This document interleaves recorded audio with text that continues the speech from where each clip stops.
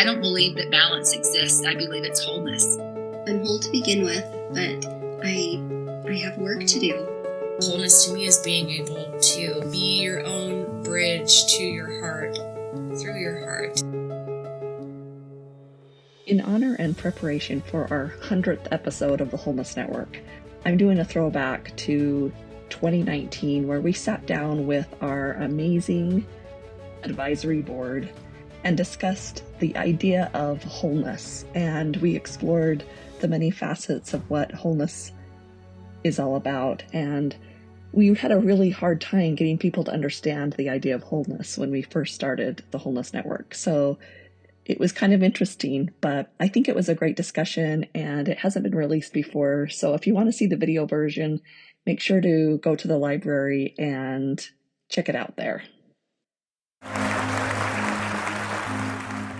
Thank you so much, and we hope that we have created a safe place for you to heal today. Have you found some healing and growth? We want to know that. How is everybody feeling? Are you feeling good? Feeling good out there? Great. Well, Michelle and I just feel so grateful for these three extraordinary people. They are the advisory board to the Wholeness Network. Dr. Louise is our psychologist and intuitive over all of the mind content.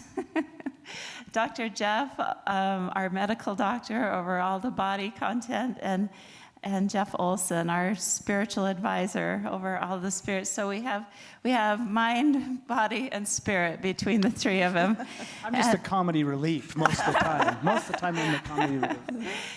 And so we are so thankful for them, and we rely so heavily on their guidance and input, and feel so blessed to have them be a part of this. But I hope you feel the strength and the power of these people. They are some of the most magnificent people we know in our lives. So we just wanted to open the conversation about wholeness. I feel like it's a word that is coming into use more often now.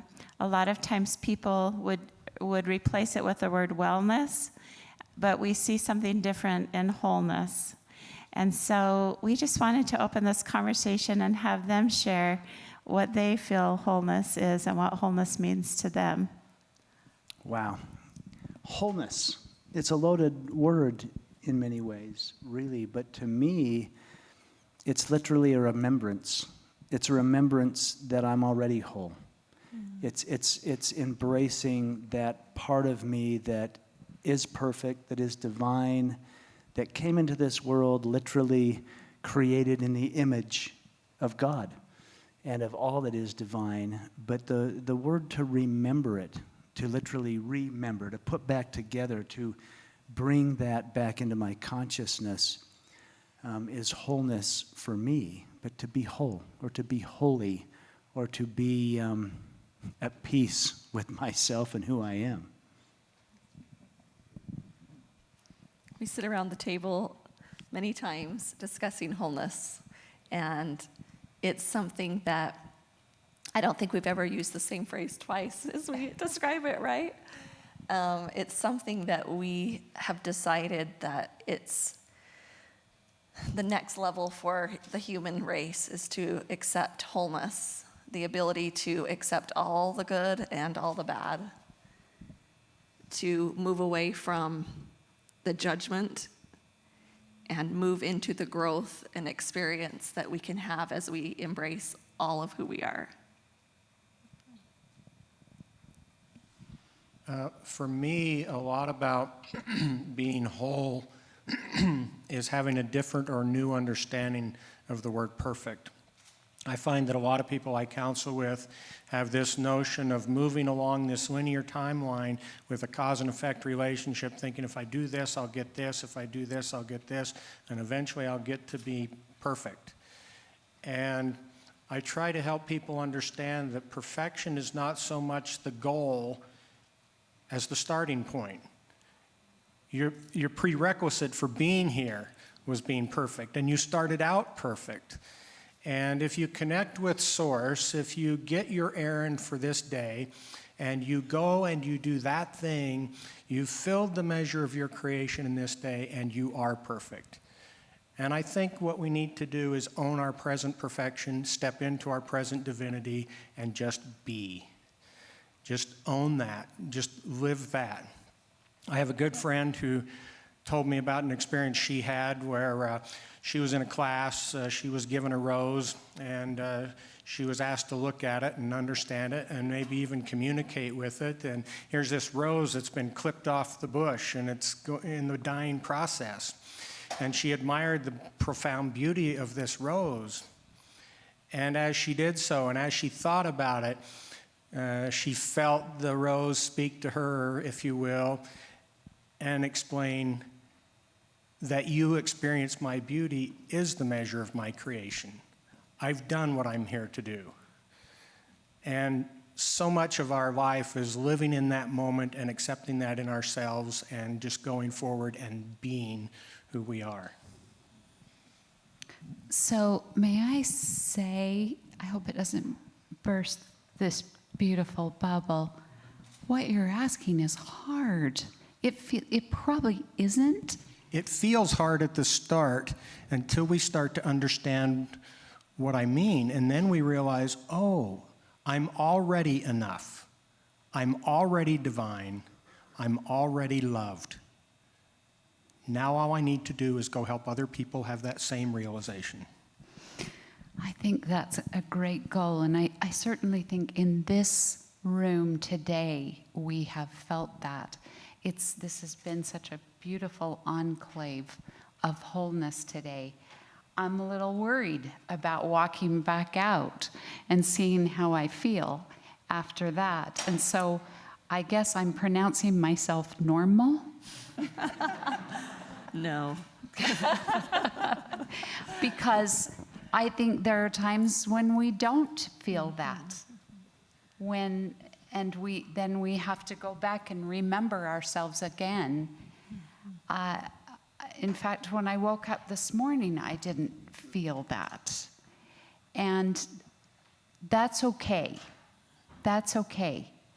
This is a process and a journey. You're right, it's not linear. It's concurrent, which is a really fascinating concept in and of itself. This concept of wholeness, whenever I think of the word whole, I go back to Jesus and all of his miracles. And almost every time he worked with someone who was in a state of distress or dis-ease, he said that they were whole, not healed, but whole. Thy faith hath made thee whole. So to me, that means that all the component parts had come together into a beautiful circle, a beautiful stillness that incorporated all of those things together. And that's a goal.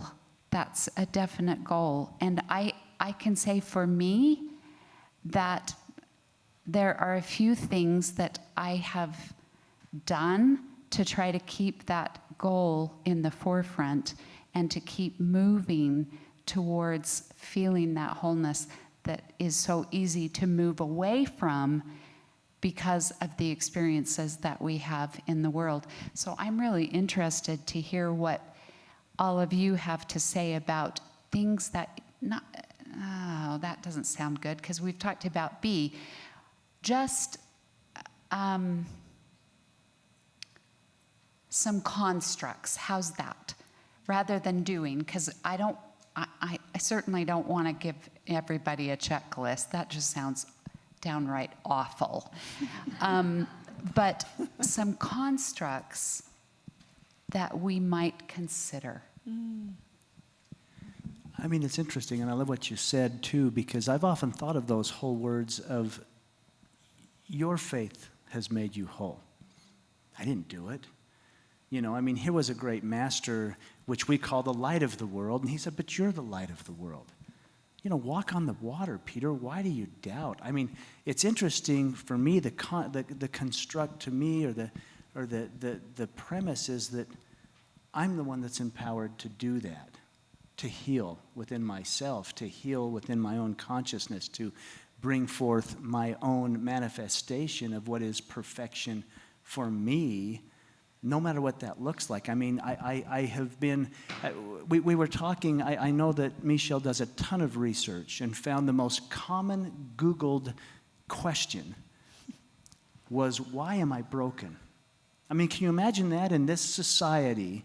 The most common asked question on Google is, why am I broken? And yet, are we really? You know, I've had my body dismembered, I've had my emotions dismembered, and there's been times in my life I have been spiritually out of alignment. And that was probably the most painful. You know, the body dismemberment is painful physically, and the emotional dismemberment is something that's fleeting. It's bad today, but we'll get better tomorrow. But to remember and put it back together that nothing's amiss, that everything's in divine order if I choose it to be. If I choose it to be, if I see it that way. I loved the scientific conversation of how the observers in fusion dictated what the photons did and how they performed. Beauty is in the eye of the beholder. Godliness is in my hands, not in anyone else's. I will never find it outside of me. It will be found within me and by me, for me. And that's the whole point. If your faith has made you whole, I didn't do it. That was a personal choice of consciousness. I think one of the things that's a real challenge and an impediment to not just being whole, but feeling whole, is we make it more complicated than it needs to be. We make it more difficult. We line up all these things we have to do. I remember one morning seeking direction and asking, what should I do today? It's something that I ask often. And the answer came quickly, be kind. I thought, oh, really? You can do better than that. I mean, I was expecting some grand, direction. But here's the rub. That was the day I was putting all the kids in the car to go on a family vacation. And they were making me crazy. I was ready to just blow my top a couple of times, but those words kept reverberating in my mind, be kind. And I'd kind of let it roll off my back and try to not pay attention to them too much.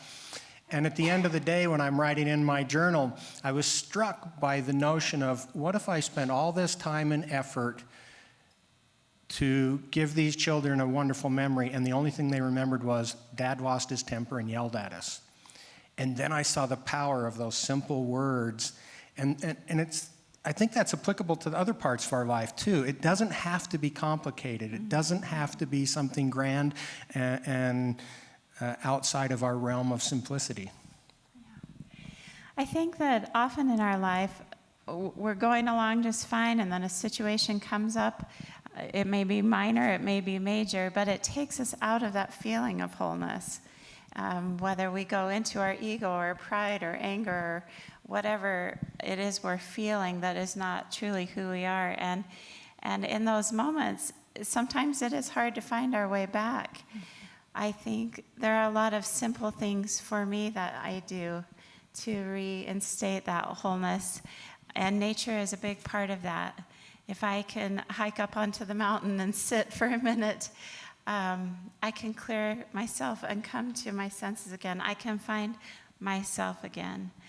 And I think it's really important to realize those feelings of being broken are different than, as you've said, than really being broken. But all of life experience helps us grow, and all of it becomes valuable.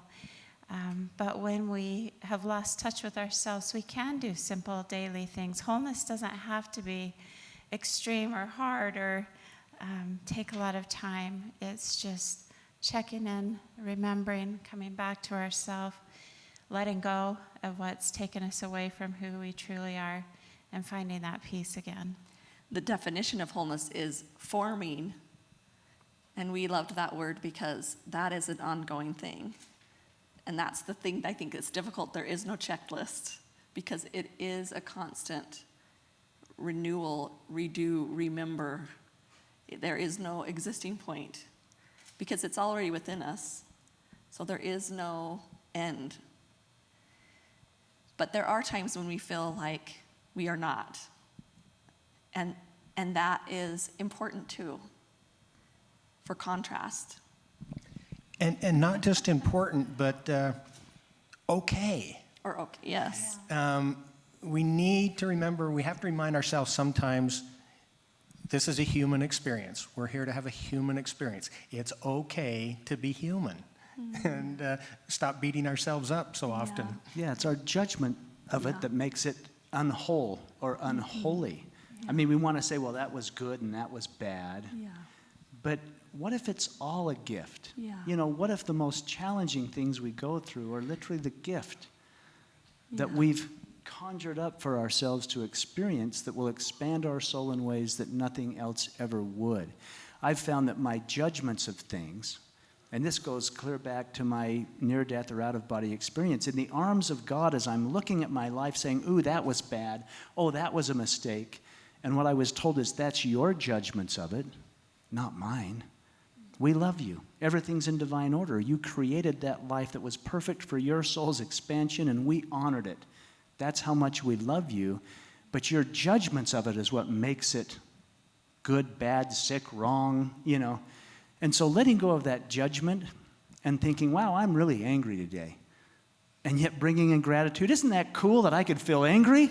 Gosh, that guy cut me off and wow, that came up. That's awesome. Yeah. I'm going to honor the fact that I have the spectrum of emotions. I get to have it all. I can be angry. I can be resentful. I can be joyful. I can be loving. I can have both ends of the spectrum and honor it all as a gift instead of putting judgments on it about myself or about the people around me or about what the world's teaching me literally in love.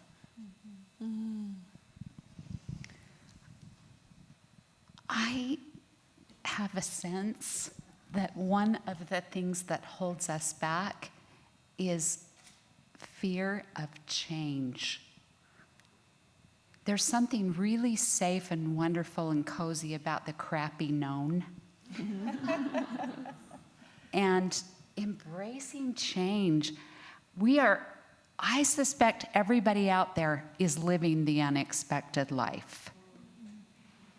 And we could say that that's an assault on our expectations, on everything that we hold dear. And we could, as Sam said, become bitter. But there's something so wonderful about putting your face into the stiff wind of change, because suddenly it's no longer a stiff wind. If, and this is a big if for me, if I can let go of the outcome. You know, we hear all the time, let go of your expectations. What a bunch of baloney.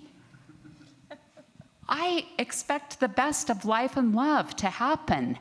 That's a good thing, but let go of the outcome and let go of how that's going to happen. Then you will feel more whole. At least I do when I can let go of the outcome. Embrace change. It can be a little scary, but it's also really exciting. Well, one thing that I know about when I'm in those places that are out of wholeness is that I find that I have people that can bring me back. And that's the most holy thing I've ever experienced. And that is our mission in the Wholeness Network, is to help you receive and then allow you an open space for you to give. So I hope that the things that you learned today, that you will share,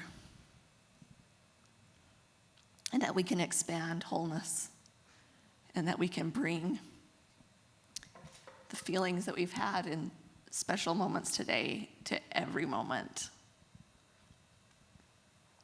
of everyone's day. And then that is world peace. So thank you so much for coming today. We appreciate you. And thank you to Robin and Michelle. Amazing. Yes, you guys stand up and be recognized.